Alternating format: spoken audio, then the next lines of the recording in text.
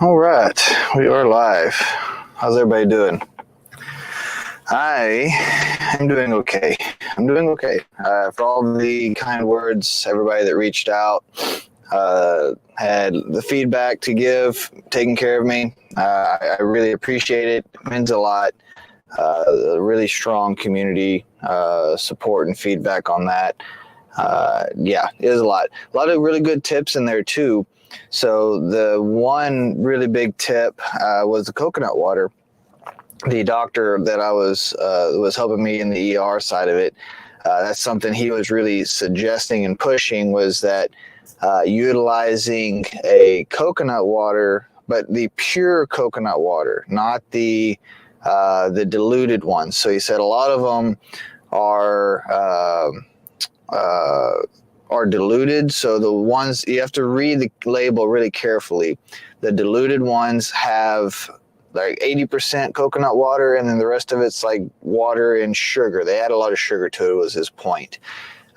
And I've also, I've done some more looking into just trying to understand hydration a little better. Anyway, I've actually, I've decided I'm going to do an actual video where I talk about this in a little more detail, and I'm realizing that, you know what, I just went through this. It's a prime opportunity to kind of share this experience. I'm still feeling it. It's rough. My mind's not fully there yet, even though it happened on Friday. I was in the ER on Saturday.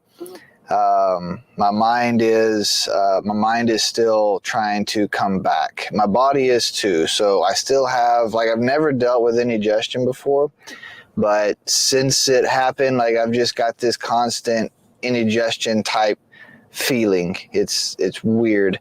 And just, man, did it come out of nowhere? I've had it before, and that's what they say. You go through heat exhaustion before once, or each time you do it, the next time is going to come faster and it's going to hit you harder. I can definitely attest to that. So the first time I had it, I was 15, and I was out in the field cleaning up a pasture, and I was doing some work for a lady. And I got too hot.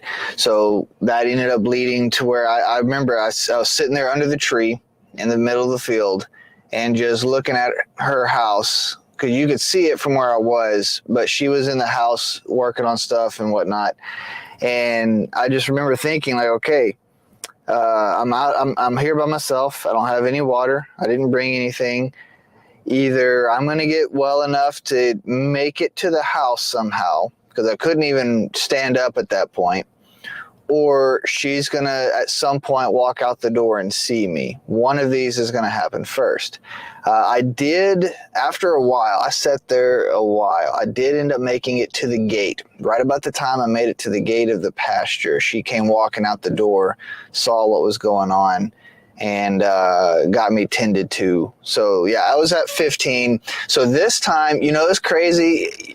My normal schedule got disrupted, so I'm very aware and conscious of this kind of stuff, which kind of adds to how nasty these things can be.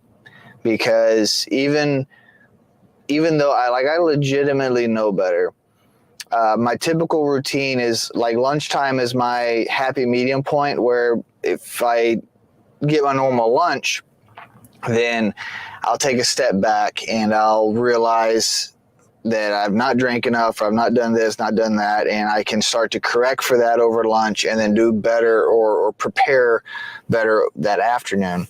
Well, Friday, there was an event at our local supply house, and I had to pick some stuff up, and I just got busy hanging out with folks there, and I didn't eat properly, and I dang sure didn't drink properly. And it didn't even, I didn't stop long enough to take a mental inventory like I usually do. And that set the stage. So translate that, I went through that afternoon, was really hot. I was working on a centrifugal startup, and I could tell that I needed water. I didn't have any with me. That was another mistake. So I didn't have any with me, and And so I finished that job, and I needed to stop by an overtime job where we're doing some cooling tower change outs. I wanted to make sure they had everything they needed to get them through the weekend. So I got to the job, evaluated everything with the crew, and I went to Home Depot because everybody had closed at that point, started picking stuff up. And while I was at Home Depot, I could tell something didn't feel right. By the time I got to the job site, I remember as I was driving there, I knew something was weird. It hadn't quite hit me yet what. But I knew it was because at that point I had gotten a bottle of water. So let me preface that. By about 5 o'clock, I had gotten a bottle of water and had drinking one and was working on a second one. And this was before the sickness hit me, but it was far too late. My body, what I've realized is that my body and my brain were in two totally different hemispheres. And so even though I had drank the water, my body was already there and my brain hadn't realized it yet. So I pull up to the job site and everything's up on a roof, and I tell the guy that met me there, I was like, dude, I can't make it up there. You're gonna have to call for help. And I got out of the truck because I didn't want to get sick in the truck, and I just got down on the curb, and I sat there on the curb and just was dry heaving. Just it was a bad state. Once the sickness, now that was about 6:30 p.m. Once the sickness really set in, it was far too late. So part of what got me, I should have gotten EMS treatment there on the spot. I didn't. I just didn't. Stubbornness and just being how we are. We all know how we are. So I don't need to explain it. Anyway, I couldn't drink enough to actually replenish my fluids. And that's something I didn't understand until after I got rehydrated enough to where my cognitive started to come back a little.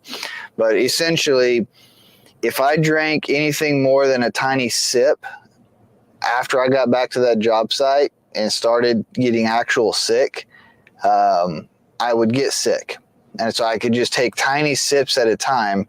And what it wasn't computing in my head and what everybody around me wasn't picking up on was I wasn't actually able to take in enough volume to start the recovery process from the heat exhaustion itself. So I was basically kind of caught in this loop of they were getting my body core temperature cooled down. I kept refusing EMS. I shouldn't have done that, honestly, hindsight. I just couldn't drink. So that played into several hours. So fast forward, they got me to a safe space. My wife had to come actually get me to the house. So about 12:31 a.m. ish that night, I was still shaking, shivering, was still having a lot of symptoms, was still dry heaving like crazy, was still just all the stuff. I couldn't drink, dang sure couldn't eat. I was not doing okay, and it had been, a solid 6 hours or more by that state. Which I had really expected to have recovered better by then. Something else that my wife, she's very medically minded, comes from a medical family. She was picking up on was my pulse ox kept fluctuating heavily. Like it was dropping down to 90, come up to 95, drop to 90. And then my heart rate typically is somewhere between 50 to 60 beats per minute. That's my normal. I was averaging right at 100 beats or more at some points consistently, and I could not come off of that. And when all of those conditions were still true, that's when we ended up calling EMS out. They came to the house, checked me out, and something else happened that was a learning another learning lesson I had in this process. So she really wanted me to go to the ER, and I could tell, I knew at that point my mind had gotten bad enough that this was very severe, and I needed help. I had dealt with, I was very uncomfortable in terms of physically, like muscularly, because I know typically you go into extreme cramping and stuff in these conditions. I've seen that happen to my stepdad. Dude came home one night, and shortly, he was dehydrated shortly before bedtime, literally curled up like a ball on the floor, and all that we could do is wait for EMS to get there, knock him out, and start getting an IV drip in him. So that happened. So I know I've seen that before, right? I wasn't that. I wasn't like cramping uncontrollably, but I was having some off and on cramping issues. I was trying to eat a banana, which actually felt good, but was a struggle. Yeah. So some weird reason, just banana, just the coolness of it, the taste, the flavor, the moistness, just, I don't know, just in that state, very vivid in my memory. So yeah, EMS ultimately made sure I was stable and just told me I needed to rehydrate. They gave me the option, but they really heavily encouraged it. Hey, you know what? Your condition, you don't need to go to the ER, at least not right now. You just need to rehydrate and rest. That was their main pushing point.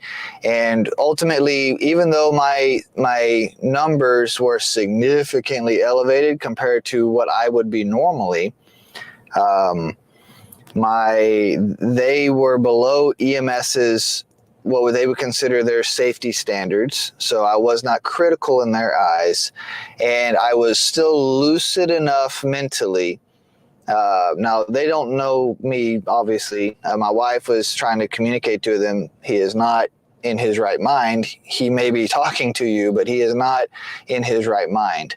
But them communicating with me, they were expecting somebody who was just non-communicative or just couldn't communicate at all, whatever that word is.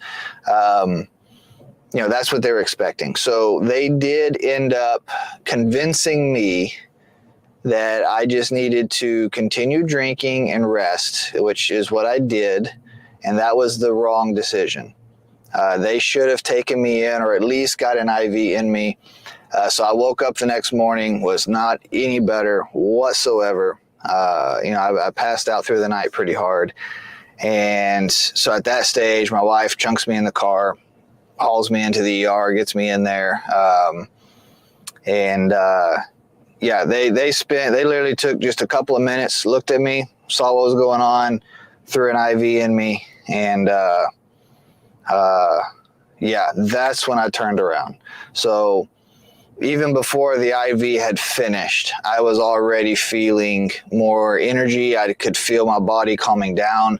I was watching all the sensors and stuff over my shoulder. And my heart rate was coming down. My blood pulse ox was coming back up to about 98, 99, was maintaining really strong. So everything was just coming back. It was just coming back. So lots of lessons. A lot of it could have been made better if I would have just accepted EMS help up front. And something else that I learned in this was, or not I learned, but something else that I did.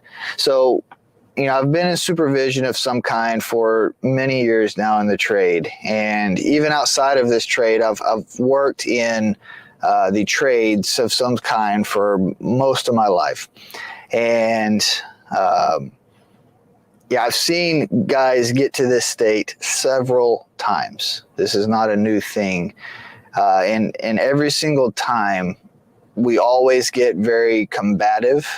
And we are really hard to convince how serious our condition is, because the outsider can see it. The problem is we don't understand our own state, and that's a mental thing. So I realized that about an hour into it, that I was starting to be very combative, and I was not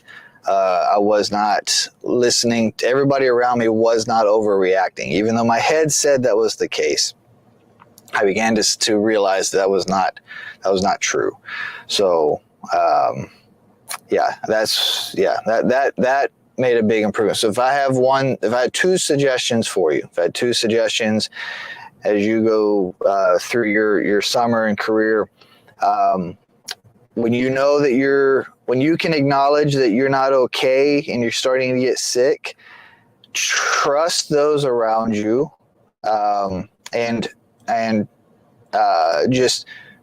trust those around you.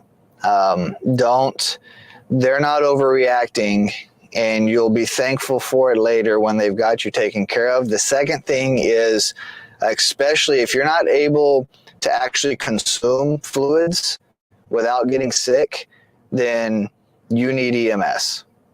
That's probably the number one thing I've realized in this in particular experience above the others I've ever had, is when you cannot consume fluids.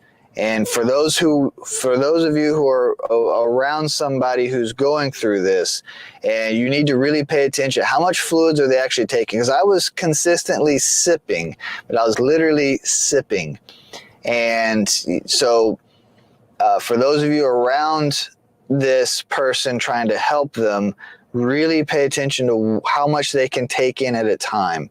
Because if it's anything like that, then EMS is needed. They're gonna require an IV to get past whatever's going on, because without you being able to actually consume good volumes of liquid fluids to begin with, you're not gonna come back.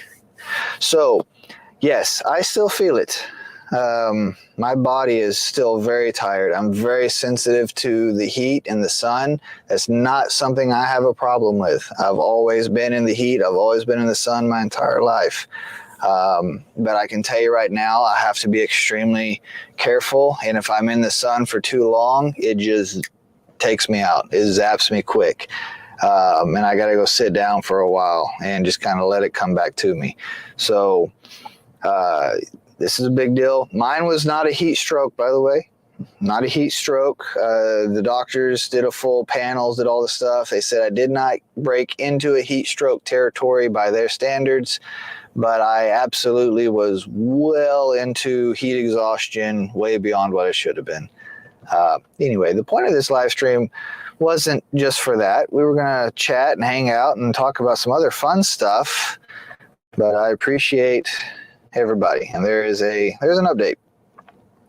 There is an update.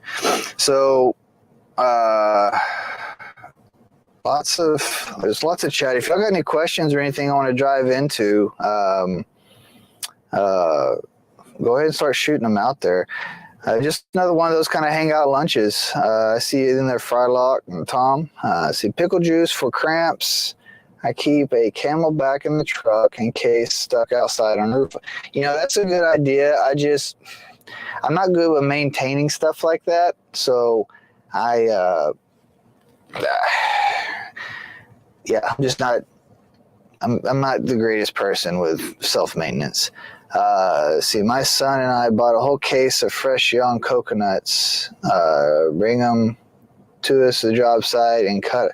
That's an interesting. Yeah, I don't have that option, but I don't think I've actually had a fresh coconut before. I've heard a lot about Pedialyte. Actually my project manager, he was telling me about Pedialyte, but that doctor was really pushing the fact of that coconut water is I think he was saying it was one of the highest concentrations of natural electrolytes that you can get in any off-the-shelf product.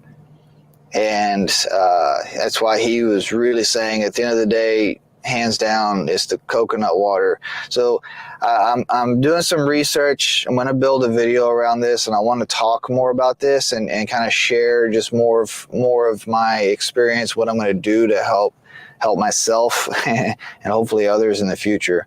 And that coconut water thing is one of them. I want to compare some of that stuff.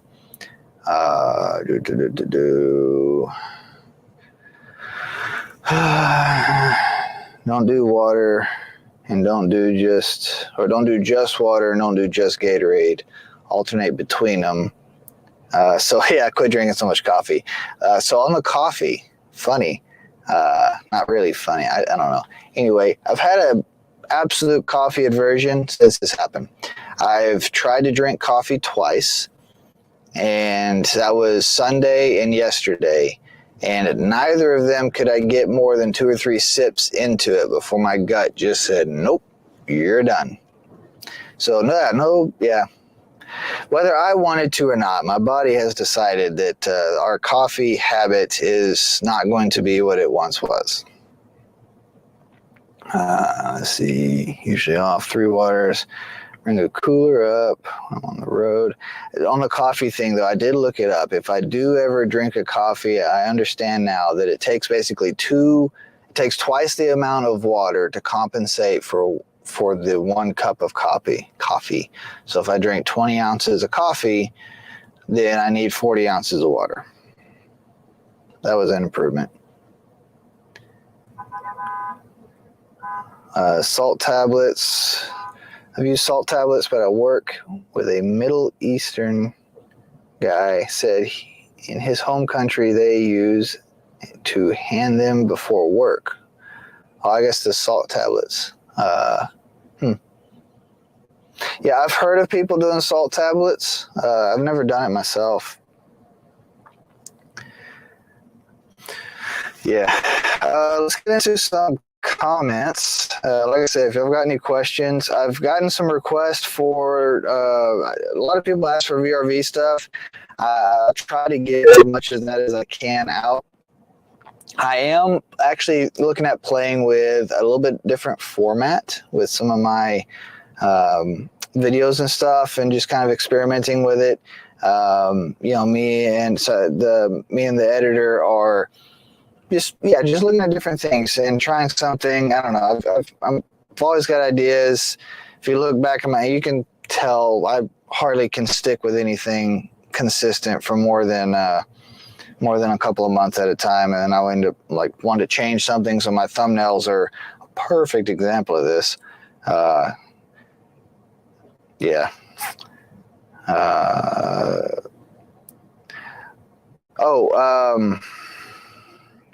So there was a couple of questions. I thought I should have put on the text support and the tech support service stuff. I should have put the email, but it is techsupport@hvactimetx.com. That is the official support email. And for the texting service that we'll be monitoring, and I do mean we by my team, you'll get that number once you become a official subscriber to the text service. And that can be done through my website. So if anybody has any further questions on that, that's the overall summary there. I did get a question recently. Yeah, I'm going to a reminder on approaches. So when you're dealing with approach values, flooded heat exchangers, have lower approaches. Typically. So flooded would be a heat exchanger where the refrigerant is on the outside of the shell. So, a flooded system, you're typically dealing with a shell heat exchanger, meaning it's got a big round barrel with tubes inside. So in that, your refrigerant's on the outside, your water's on the inside. You are usually going to be running no more than 3 degrees of approach with a system like that. So when you start seeing above 3, especially breaking over 4 degrees of approach on a flooded system, then you need to really start evaluating what's going on. And that also includes even a hybrid system. Most of the hybrid systems, which York is really big on using, And I think even Train, I think I've seen Train start to implement some hybrids. Anyway, those will usually have a lower approach as well. It may be a little higher, but not usually. Usually they do a good job of keeping that at 3 degrees on the top end. Now, if you have other types, so let's say you have a DX heat exchanger, which would be a shell where the water is on the on the shell side and the refrigerant is inside the tubes, those would be 10 degrees. That's going to be your basic standard on those. So you'll have a 10 degrees on that, or what they call a coax, or a tube-in-tube style condenser. Both terms mean the same thing. So with a tube-in-tube is literally just one pipe inside of another. Those are also going to be 10-degree approaches. And that holds true whether that's running an evap or condenser. The comment I got was specifically referencing condenser water. But yes, on your condenser water for a tube-in-tube or coax heat exchanger or a DX style, as long as you're below 10 degrees of approach value, you're typically doing fairly well. Some of those systems with a lighter load, you might see it lower than that, 6, 7, 8, or it may just be lower than that even with a full load because it's working well. But it's when you break over the 10 degrees that I start asking a lot more questions. Watson website. Yes, I have a website. So it's HVACtimetx.com. On that, I've got a lot of manuals. I do plan on updating the manuals list at some point. It's just one of the many projects I've started, and I just barely have time to finish. I've also got the tech support, whether it be the training, consultation, or the tech support service itself. On there. I do have a store. Don't do a whole lot with it. I'm not really trying to sell products, honestly. But I have it on there in case anybody's ever interested. At least you've got some form of merch option. And I do have a blog. I now only got 2 blog posts in, and then that, me and consistency. It's a thing. RTAC, Circuit 1 compressor trip. Contactor in rough shape. Has the bars across each winding.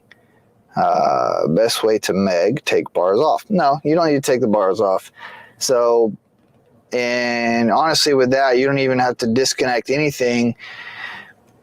My first approach on that would just kill power to the system.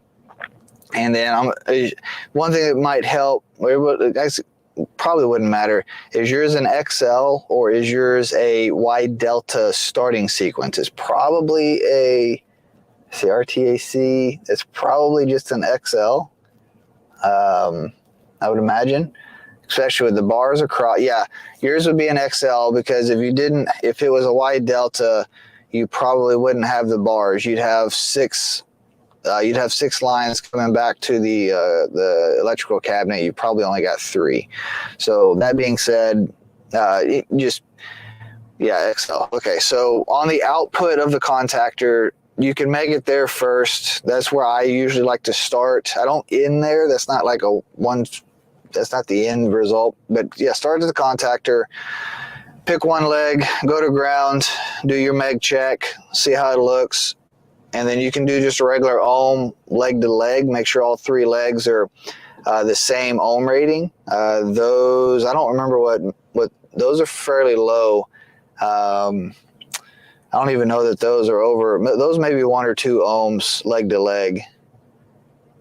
I don't remember now. We've actually got a PM going on one currently. Anyway, so yeah. From there, if you see an issue from the contactor, then you can go to the actual pecker head of the compressor, pull your 3 L terminals off, or your wires coming in, and then you can meg the actual terminal point on the compressor itself and go through all those extra steps. I don't like messing with those termination points if I don't have to, because they're very easy just to make leak or over torque, or just something could happen to them, and now you've got a terminal leak. And I do not like fixing terminal leaks in the field.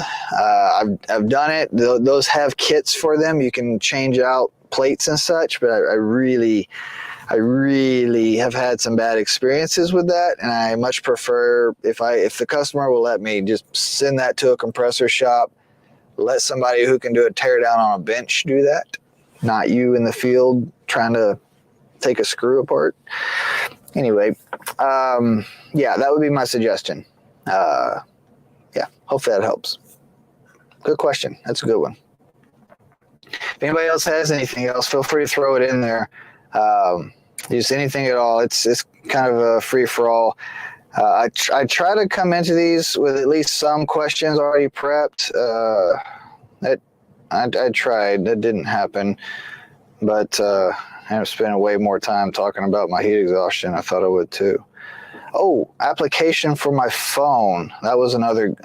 So the low charge video that came out on Sunday. The application is Ref Tools. Now, somebody else made a comment that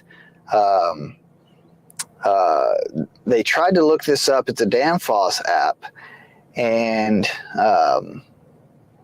they're saying it was for an older version of Android, which I found really weird. And I also had a similar issue with that with the Blue Vac, because I've got a Samsung S21 Ultra Blue Vac Pro app, and it tells me, it tells me it's not available for the device. But I'm thinking that the Blue Vac, because other guys have it, but they've had the app for a little while. So I think Blue Vac maybe got rolled into Measure Quick, but I can't get the Blue Vac app to download on my phone. Anyway, I'm wondering if it's something similar, but it is the Ref Tools. It's by Danfoss. I can get it in there where you can see it. It's a fantastic tool. It's got just about, there's not a refrigerant out there, whether it be water, yes, even water, water, propane, all the different saturation comparisons I need to make. It's all here. It's a fantastic app. I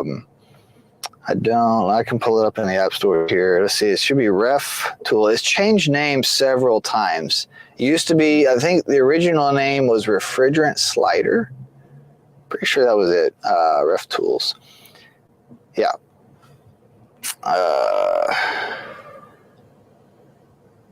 Yeah, if you go Ref Tools by Danfoss A/S, you can kind of see it there. Anyway, hopefully it's working on your phone. I don't know why some people are having issues with it. I've done 2 videos recently where I've talked fairly heavily, or I've used that app in the process, and both videos I've gotten comments of people having trouble finding that app. I find that fairly strange. What days do I do live streams? So these live streams are my plan. What I'd like to do in an ideal world is I do a training. Last week was a live stream training. That's for my team. Everybody else just kind of gets to see it in progress. But we do a live stream training every other week. So next week would be another training. In the in-between weeks, I'd really enjoy doing a hangout live stream like this over a lunch break. That's what I'm doing now. It's 12:30 my time. So, I'm here on my lunch hanging out with you guys. I'd like to do this on a weekly basis consistently. I started to do it a while back. Things got busy, and it's been several weeks since I've been able to. Now, keep in mind, if I miss a week, then that basically means I'm 2 weeks out from doing it, because I've got a training stream that I'm going to do, and every other week. So not next week, but the week after would be my ideal next one. But next week I have a training Yeah. You got it. I know you do. You got it. Okay. Let's see. Any more questions? I think I'm going to wrap it up here. We're at 35 minutes in. If you got any questions, chunk them in here. Otherwise, we're going to get moved on. Because I do still need to eat.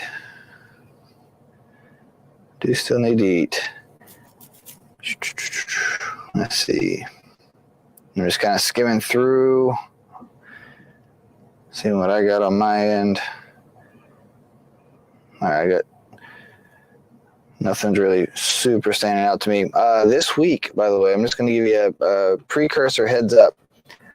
I've got a push-pull video coming out where I kind of explain just all my full thoughts on using push-pull and ways of using recovery machines and subcoolers, and why I make the decision to choose one or the other, or just kind of just getting all my thoughts out there around the push-pull thing. And I've really been experimenting and trying to do more with that over the last year, and I've actually been very happy with the results. So yeah, be looking for that. That'll come out probably Sunday, is what I'm thinking at the moment. So foreshadowing, letting you know this week's video ahead of time. Yeah, something. I don't know. Appreciate it, guys. Y'all have a good one. I need to eat and take a break. Have a good week. Appreciate y'all.